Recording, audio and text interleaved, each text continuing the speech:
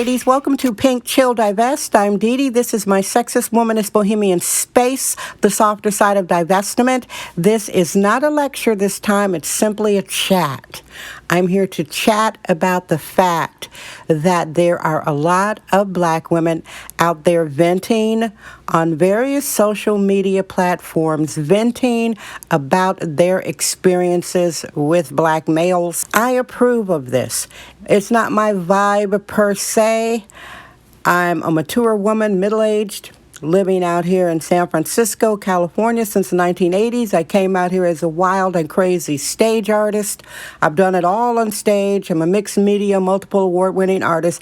Saying that, I had a period where I was on stage venting about my father. And parentheses, I never dissed my mother on stage. Some of y'all need to pull it back and stop dissing your mothers. All right, taking the parentheses out. It is absolutely appropriate and essential for any woman to express her lived experience, especially when it comes to traumatic situations or feeling as though there is inequality.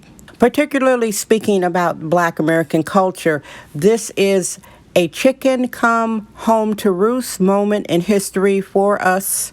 We are suffering the devastating effects of 60 years of mass. It's the culture. Mass fatherlessness. That's right, fatherlessness in Black America. I feel from my POV, and I talk for three people, me, myself, and I. I'm not speaking for all black women. And that's what we need to say. We need to say we are giving our POV, our point of view. I think fatherlessness is the biggest tragedy in Black American culture. I read complaints from other black women about these women who constantly bring up black males. Again, that's not my platform to sit there and kvetch about black males. Been there, done that, right? I did that already decades ago. I did it on stage before the internet. The internet came around, getting popular around 94. And I had one of the first computers, by the way, so I've been online for almost 30 years. It's essential to express yourself, especially when it comes to these gender issues in our community. I know some of you are going to rush to the comments thread and say, oh, they need to stop doing this. They need to stop doing this. MYOB, mind your own business. I am not an authoritarian. Authoritarian is an unofficial leader or some official leaders. Hitler was an authoritarian. Some of our U.S. presidents have been authoritarians. I shall not name them. An authoritarian is like a bossy freak that tries to control how you live and how you express yourself. That ain't me, babe. I am not here to try to control how other black women express herself. And we are all at different stages of experience and different stages of enlightenment. Now, a woman who is middle-aged like me should not be on social media kvetching about black males. You should have worked through that already. Some of you are slow to the reckoning, so you get a pass, but in general, if you're over 45, for example, you should have worked and cycled through it already. If not, I recommend therapy for you, and I recommend therapy for all survivors of abuse and trauma in general. Do I think some women take it overboard, yapping and kvetching about these males? I do. That's them. I think they take it overboard. Yeah, okay. So, there are a lot of things I don't like in the world. So, see what I'm talking about? Shrug. That's her.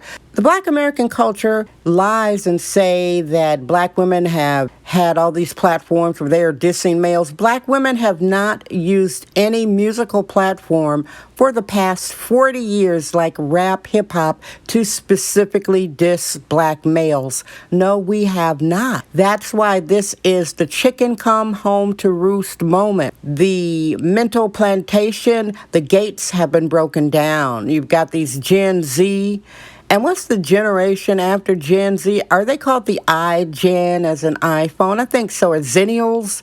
The Zennials are buck.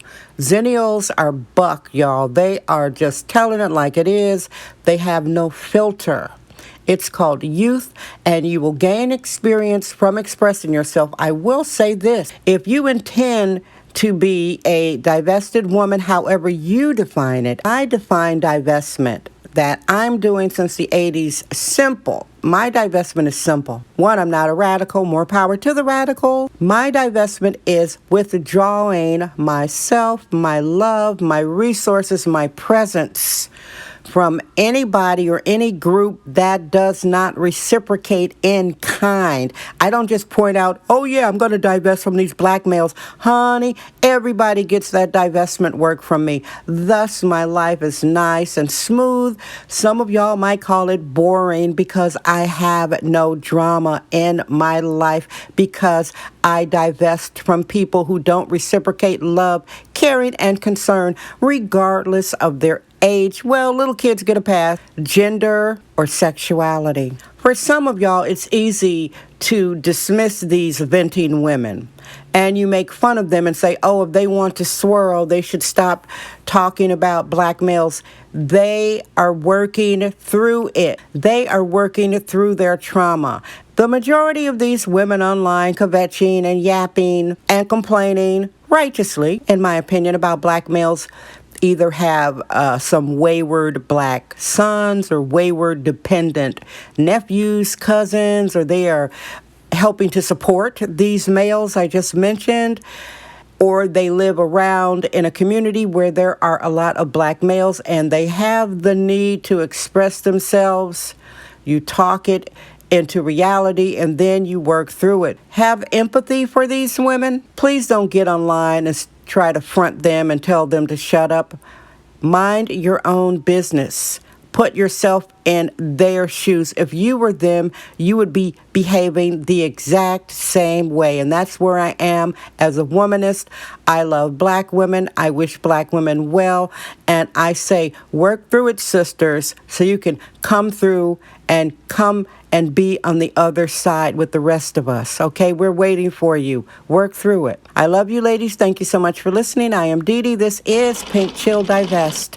Let's talk.